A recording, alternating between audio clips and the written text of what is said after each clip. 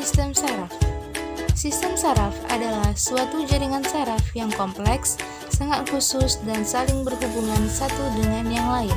Sistem saraf mengkoordinasi, menafsirkan, dan mengontrol interaksi antara individu dengan lingkungan lainnya.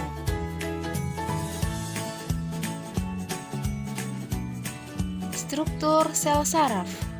Berikut adalah gambar struktur sel saraf yang terdiri dari dendrit, berfungsi menerima dan menghantarkan rangsangan dari badan sel. Lalu ada nukleus atau inti sel, berfungsi mengontrol seluruh kegiatan sel saraf. Lalu ada badan sel yang berfungsi menerima rangsangan dari dendrit dan meneruskannya ke akson. Selanjutnya ada akson yang berfungsi menghantarkan impuls dari badan sel menuju efektor seperti sel otot dan kelenjar. Lalu ada selubung mielin yang berfungsi melindungi sel saraf dari kerusakan. Sel Schwann berfungsi mempercepat jalannya impuls. Nodus Ranvier berfungsi sebagai loncatan impuls saraf agar sampai lebih cepat ke tujuan. Dan yang terakhir ada sinapsis yang berfungsi membagikan impuls ke beberapa neuron.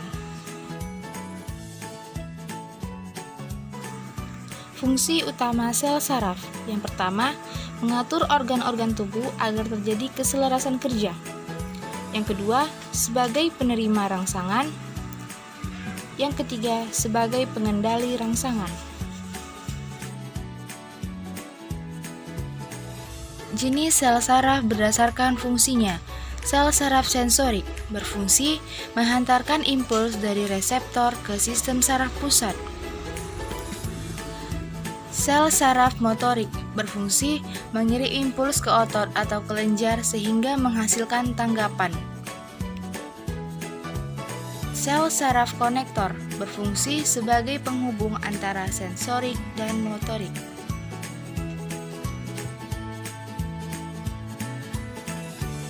Jenis sel saraf berdasarkan strukturnya. Sel saraf unipolar adalah sel saraf yang hanya memiliki satu penjuluran, yaitu satu akson. Sel saraf jenis ini sangat langka dan hanya ditemukan pada embrio. Sel saraf bipolar adalah sel saraf yang hanya memiliki satu dendrit dan memiliki satu akson. Contohnya yaitu di dalam retina mata, hidung, dan ganglion spiralis dari telinga dalam. Sel saraf multipolar adalah sel saraf yang mempunyai beberapa dendrit tetapi hanya memiliki satu akson. Contohnya sebagian besar ditemukan di neuron-neuron otak dan sumsum tulang belakang. Impuls saraf. Impuls yang diterima oleh reseptor dan disampaikan ke efektor akan menyebabkan terjadinya gerakan atau perubahan pada efektor. Gerakan tersebut adalah sebagai berikut. Gerak sadar. Gerak sadar ialah gerak yang terjadi karena disengaja atau disadari.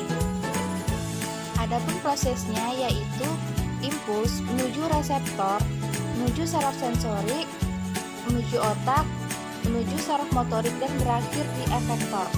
Beberapa contoh dari gerak sadar antara lain membaca dan berjalan. Gerak refleks. Gerak refleks terjadi tanpa dipengaruhi kehendak dari otak. Artinya, gerak refleks bersifat spontanitas. Adapun prosesnya yaitu reseptor menuju saraf sensorik, menuju interneuron yang berada di sumsum tulang belakang tanpa diolah oleh saraf pusat ke saraf motorik dan berakhir di efektor. Di antara contoh dari gerak refleks ialah kaki yang terinjak paku dan mata berkedip.